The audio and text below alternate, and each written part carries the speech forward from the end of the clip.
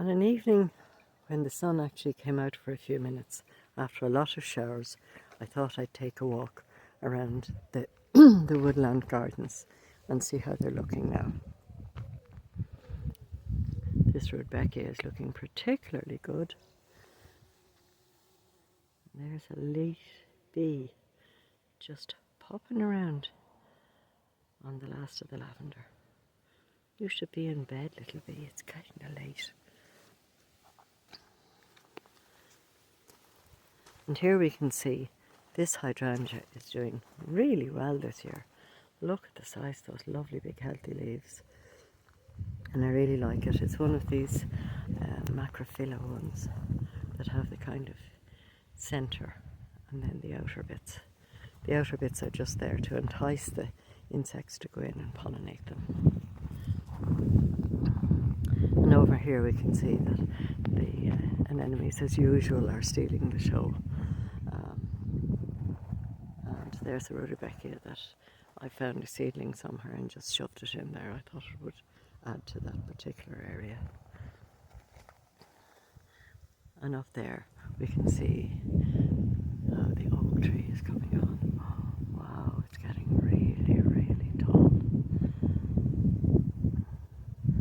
The contorted hazel here, the dark-leaved one doesn't seem to have any hazels on it, but we'll see the green-leaved one where it has actually got some.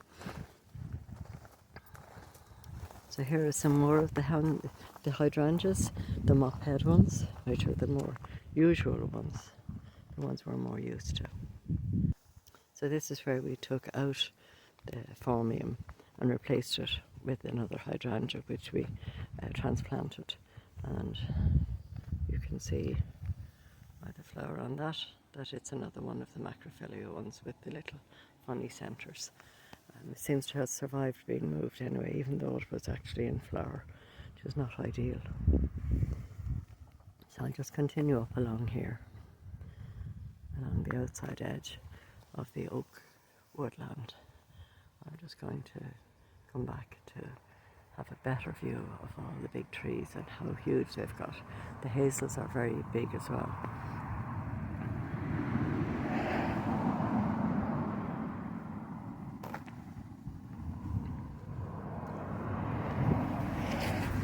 This choicea is getting nice and healthy looking, although it doesn't flower as much as the one in the back.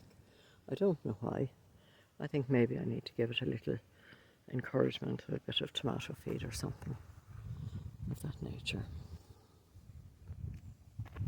And of course these little mauve geraniums are everywhere. This particular pheasantberry is looking very good at the moment. Just going around this way now.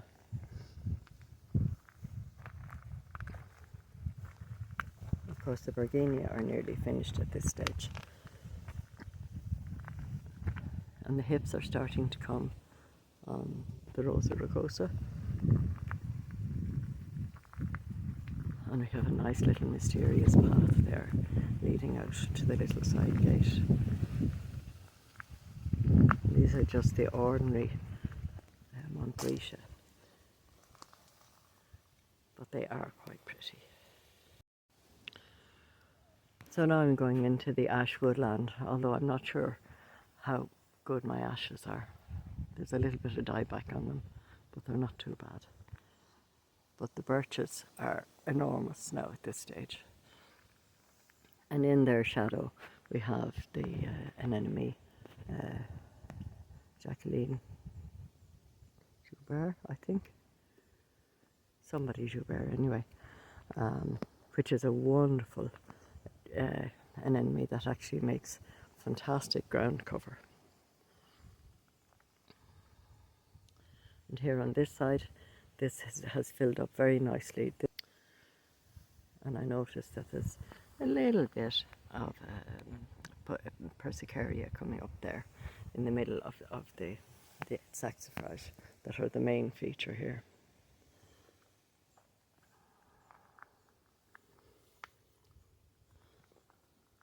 So this is the other contorted hazel, and I'll just home in on the buds. There's they are. There they are, the little nuts that are on it.